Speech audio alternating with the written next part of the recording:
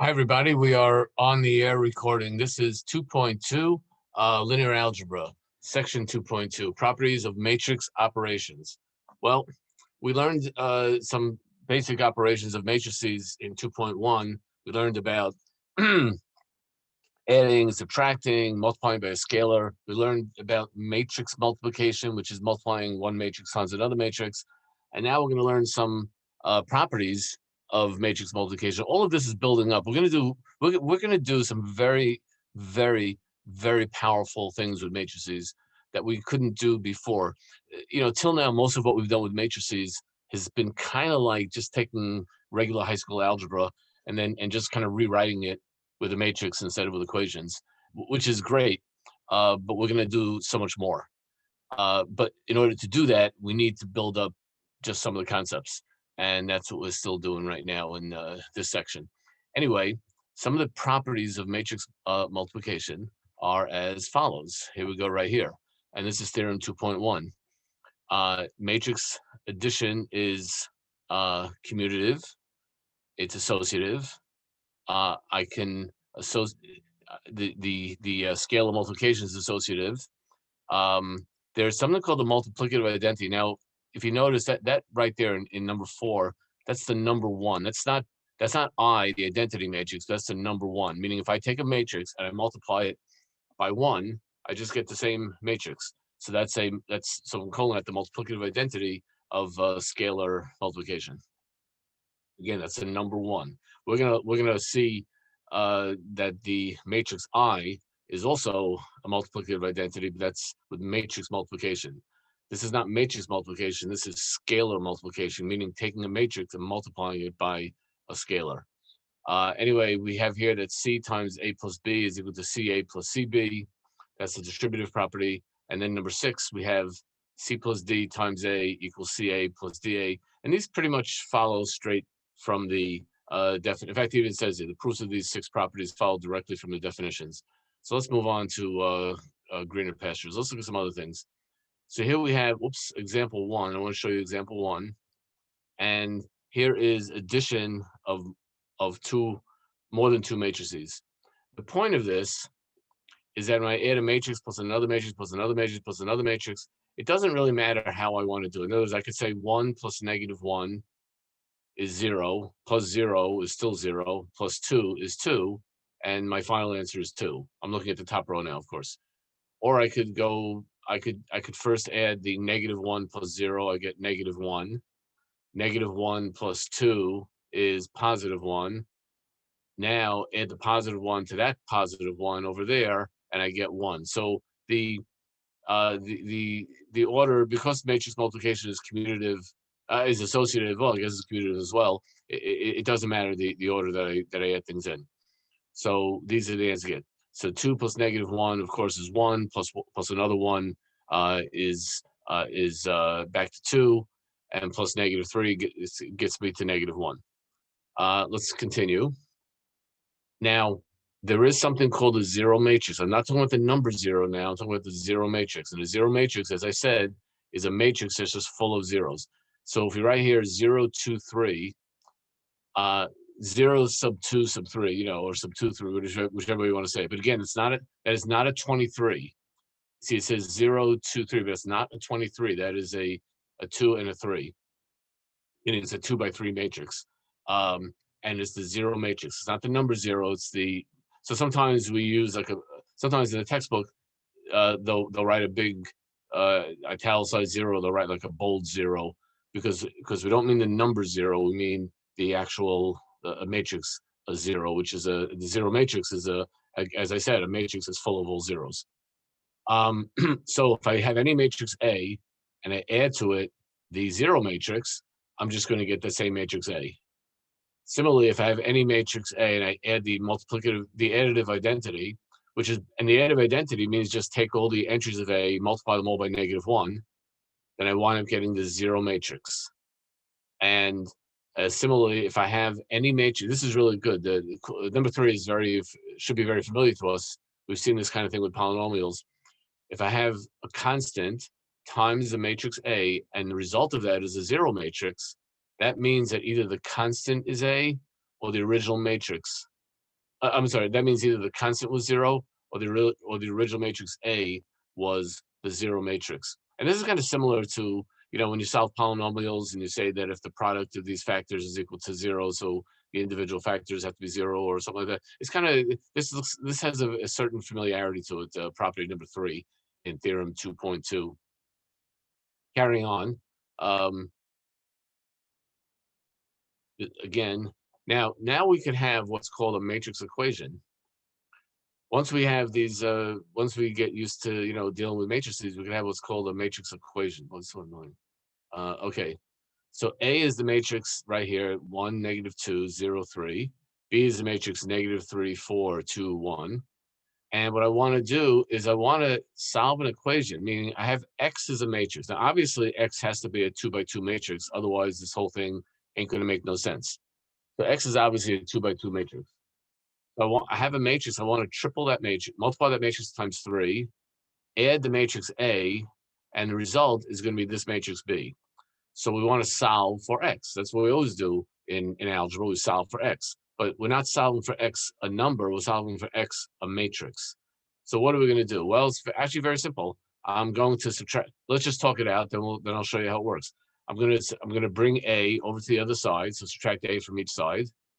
And then you basically divide everything by 3, which is what you would do in a regular simple algebra equation.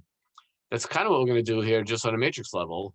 And except, like I say, we're not going to, so I have 3x, 3x is equal to b minus a, and now x is equal to 1/3 of b minus a, because that's what I would do in a regular algebra, simple algebra equation like you did in high school. It's just that, what does this mean? B minus a is going to be, that's the B matrix minus the A matrix. And when I do that, I get -4, 6, 2, -2. But I did divide up by 3. So I take that third, I'm going to sort of like distribute it into the matrix, if you will. I'm saying distributive because it kind of reminds me of distributing, into a parentheses, and similar to that. So my final matrix becomes -4/3, 2, 2/3, and -2/3, and that is the matrix X. So we've solved a matrix equation, which I think is pretty awesome. Next, now we want to talk about matrix multiplication, which is a whole different kettle of fish. And matrix multiplication, now this is more, the proofs of these is more involved, and I may make a separate video just on the proofs. But for now, let's just go through the results. Let's look at the results and try to understand them. This says that if I have a matrix, I have A, B, and C are 3 matrices. Now look at what it says here, with sizes such that the given matrix products are defined. So it's not that A, B, and C all have to be the same size, but they have to be sizes that allow multiplication to happen.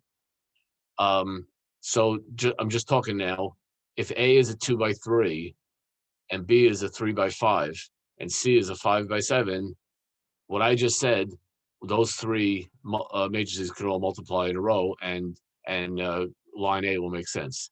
But there is an associative property of matrix multiplication, and which is pretty awesome. There is a distributive property of matrix multiplication. So the matrix A, so if I have A, B, and C are 3 matrices. Now in example 2, B and C have to be the same size. You see, in example 1, B and C did not have to be the same size. It just had to be sizes that would make it all work. But here, B and C have to be the same size. Why is that? Because I can't add B plus C unless they're the same size. And in example 3, or I don't know example 3, but in part 3 of the theorem, I have also distributive, kind of a distributive property. Although I'm multiplying on the other side of the parentheses. But in example 3, or case 3, I guess is what I would call it, A and B must be exactly the same size, otherwise I can't possibly add them. And finally, example 4, which is very useful. Or I don't know if I'm supposed to say example 4, case 4, Chihuahua 4, or whatever. But in number 4, if I have a constant times a matrix product, that's equal to the constant times A and then multiply that times B, or it's also equal to A times that constant multiplied by B.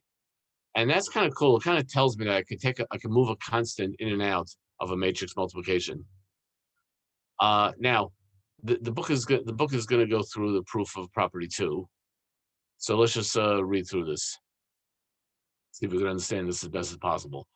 So A is going to be M by N. That's Mike times November.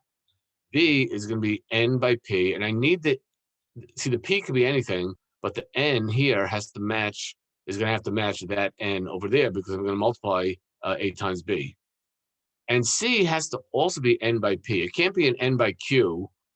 It has to be N by P because C has to be the exact same size as B, because otherwise I couldn't possibly add B plus C as I do over here. So that's why B and C are both N by P matrices. Now we're going to use the definition of matrix multiplication, and we're going to look at the entry, that's in the ith row and the jth column of the left side of the equation. So if I take matrix B plus C, what is in the jth column? Well, I have B1J plus C1J, B2J plus C2J, BNJ plus CNJ. When I multiply that by A, I'm multiplying each of these by I'm saying corresponding entries of the ith row. So the elements of the ith row, the entries I should say in the ith row, are A1, AI1, AI2, AIN, and this whole thingy thing here is that this whole gigantic thing really just represents one number that's in the matrix. It's the number that's in the ith row and the jth column of the final matrix. Now, this is the ith row. This is what I get for the ith row. This is the entry that's in the ith row jth column of this guy right here, which is the left side of this of equation 2. Now, if we look at the right side of equation 2, so what do we have here? So that's AB plus AC. Well, AB, I have to look if I want to find the ith row of this sum, I have to find the entry that's in the ith row of AB. I also have to find the entry that's in the ith row of AC, and then I got to add them up. So the ith row of AB is AI1 B1J plus AI2 B2J plus ... It's kind of a dot product action going on, and plus ... AIN plus BNJ. And all of this here, this whole thing over here, that's all AB. Oops. Now for AC, which right now in San Diego it's freezing, so we don't really need AC. I get it. So the entry that's in the ith row jth column in AC is AI1 C1J plus AI2 C2J plus ... plus AIN CNJ. And now if I notice though that if I would add these things, if I would take the first term here and the first term here, notice they each have an A1, an AI1, which I could sort of, add them and factor that out. And what's left is a B1J plus a C1J, which is precisely what I have right here. So what I have right here is the same if I take this sucker here and add it to that sucker there. And that what I just said works all the way through, all the way up to the nth, the nth terms, and which tells me that A times B plus C compared to AB plus AC, these two things wind up being the same. Now the book just says, well, by distributing and regrouping, you can see that the two ith entries are equal. Ijth entries are equal. So A times B plus C equals AB plus AC. That is a proof. And the other proofs are a little similar. I'm not going to go through all of them right now. Perhaps I'll do another video on some of the other proofs. But for now, let's these theorems are very, very important, and associative property is extraordinarily well, we're going to see it'll be extraordinarily useful. Well, all the stuff is useful, but well, you'll see what I mean. Anyway, let's carry on. What's good about the associative property is now I could just write, if I have three matrices, I can just write ABC without ambiguity, because if associative property didn't hold, then and if I just wrote ABC without parentheses, well, what does that mean? Does it mean you multiply AB first and then bring in the C? Does it mean you do BC first and then bring in the A? Like, what do you do? Well, it doesn't. Well, we see that since associative property holds, then it doesn't matter. Let's do some examples. Let's do some more concrete examples to make this make a little more sense, hopefully. Okay, so here we go. A is this matrix here, B is that matrix there, and C is that matrix there. And notice that A, B, and C are not equal to each other, but they don't have to be. This is a 2 by 2. This guy here is a 2 by 3. So as long as the two columns and the two rows match, I'm good. Now this is a 2 by 3, B is a 2 by 3, and C is a 3 by 2, but the three columns in B and the three rows in A match up. By the way, what's the final thing going to be? The final result is going to be the number of rows of A and the number of columns of C, which means the final result of this whole stuff is going to be a 2 by 2. So let's just do it. So first, what we're going to do here is we're going to do this both ways. So first we're going to do AB. Well, AB is I take matrix A and I multiply it by matrix B. So matrix C is just sitting here looking pretty. We're going to use it soon.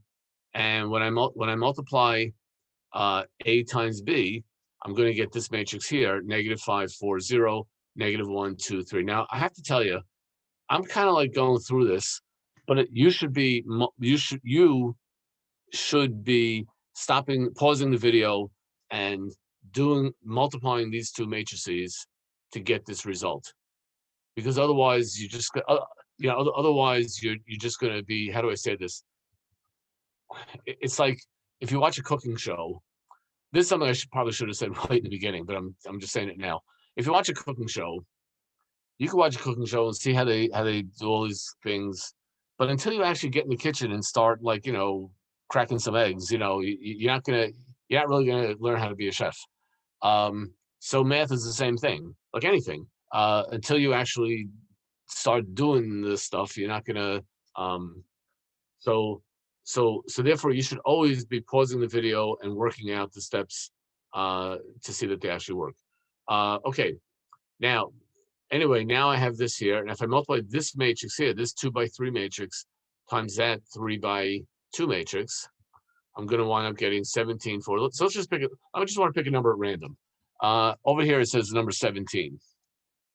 So where did that 17 come from? That came from taking this top row here. Oh, I can't highlight it. This top row here, and this first column over there. So -5 times -1 is 5. 4 times 3 is 12. So 5 plus 3, 5 plus 12 so far is 17. 0 times 2 is 0. So that gives me 5 plus 12 plus 0, which is where that 17 came from. And that's how matrix multiplication works. Now, on the other hand, I could have multiplied BC first. So here's matrix B, here's matrix C. If I multiply BC, I'm going to get this guy right here, this 3, 8, -7, 2. And if I multiply this 2 by 2 times that 2 by 2, follow the regular rules of matrix multiplication, then this is what I'm going to get: 17, 13, 17. Anyway, the 17, 4, 13, 14, same as the 17, 4, 13, 14 I got up here. So this just shows us how associative property. It's just an example. This is an example of how associative property works, which is pretty awesome. I wonder if I could. It's interesting. I wonder if I could. I don't know how to do this. Now, as I mentioned, matrix multiplication is not always commutative. In fact, it's not even always possible to switch the order of two matrices. But even if it is possible, even if A and B are both 2 by 2 matrices, I can't necessarily get the same result. And here's just an example of that. If I have A, this is matrix A, and that's matrix B. So AB is this matrix here, 1, 3, 2, -1 times this Now let's just say I'm just going to pick this -4. Where did that -4 come from? So the -4, that is the bottom row, 2, -1, and the second column, -1, 2. So 2 times -1 is -2. -1 times 2 is also -2. -2 plus -2 gives me -4. That's how I got that from. Now, when I multiply AB, I get this guy here. When I multiply BA, if I switch the order, see, in other words, since they're both 2 by 2 matrices, switching the order is defined. I could do it. The columns and rows work out. However, I get a whole different answer, 0, 7, 4, -2. So this is just an example of how commutative property, even though we have associative and distributive, those other cool things. Now, wait a second. We started this video with commutative property. That was talking about commutative property of addition. When it comes to adding 2 matrices, commutative property does work.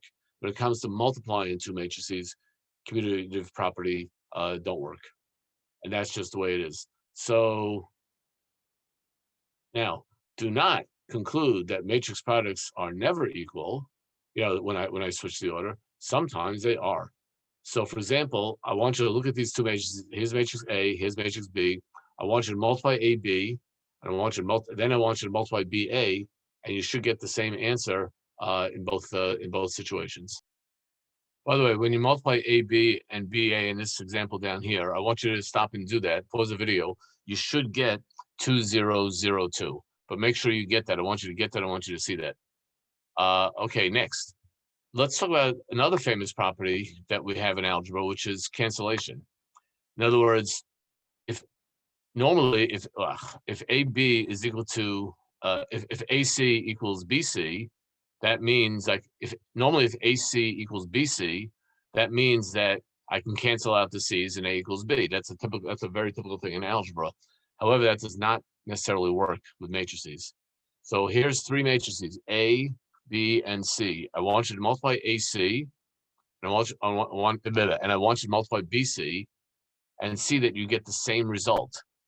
But notice that even though AC and BC are going to give you the same result, clearly A does not equal B.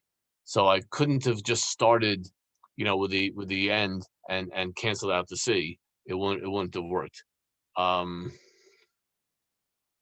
So here's AC.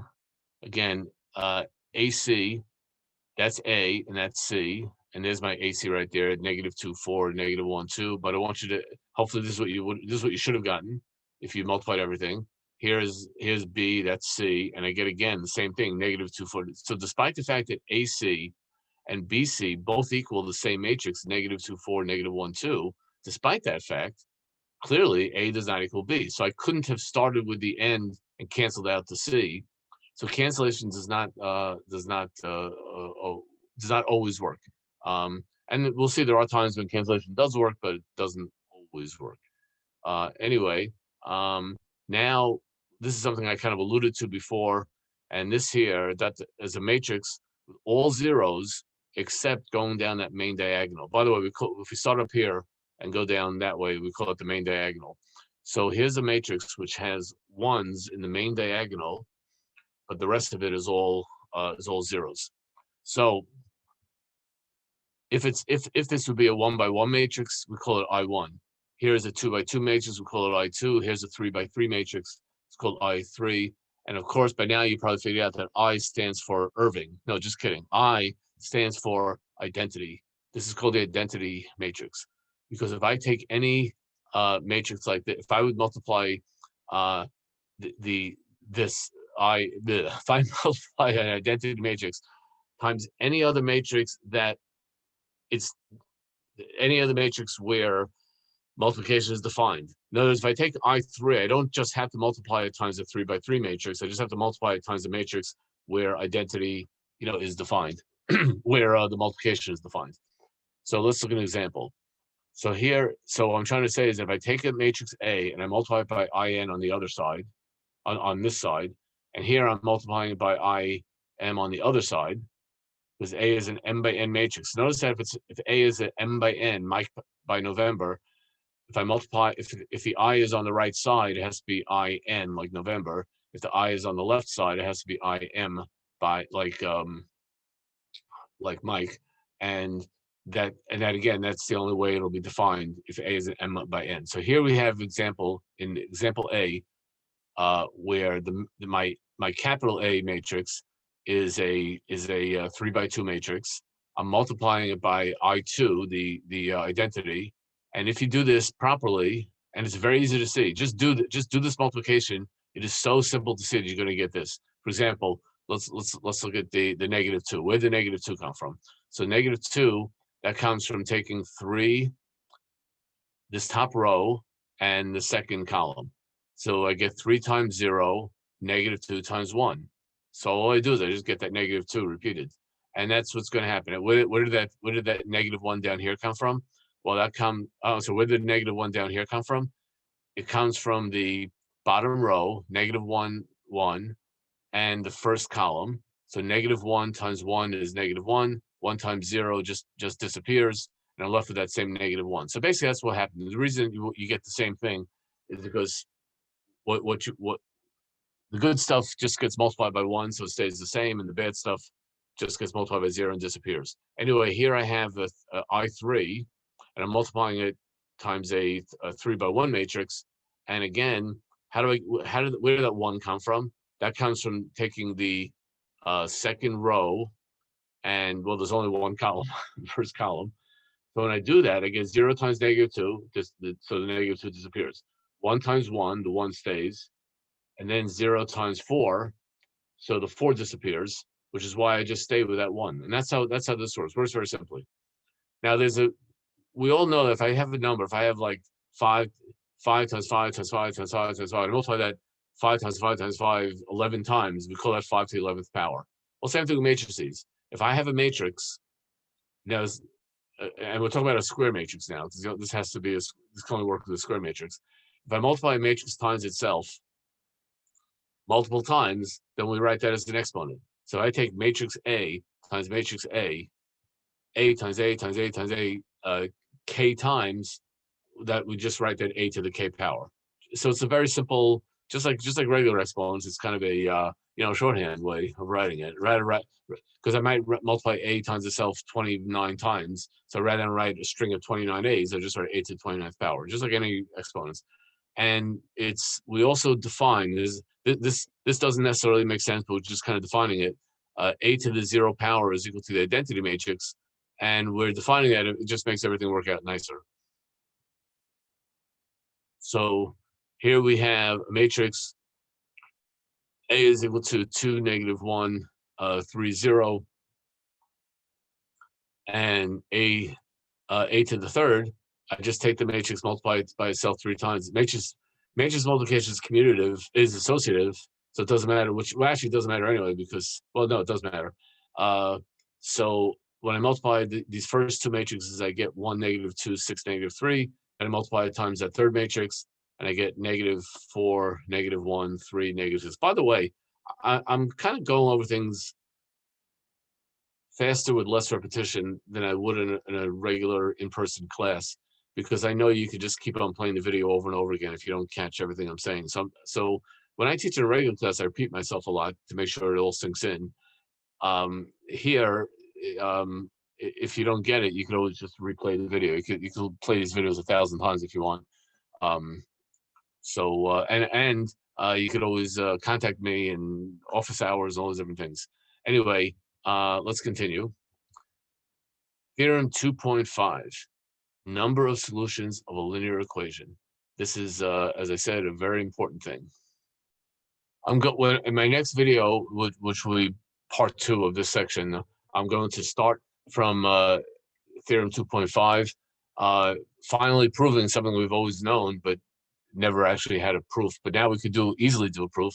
And plus, I'm going to get into another topic called transposes, but we're going to save that for next time. We're going to end the recording now, and we're going to I'm going to continue this section in my next recording. Do you want the cloud? You want to stop? Yes.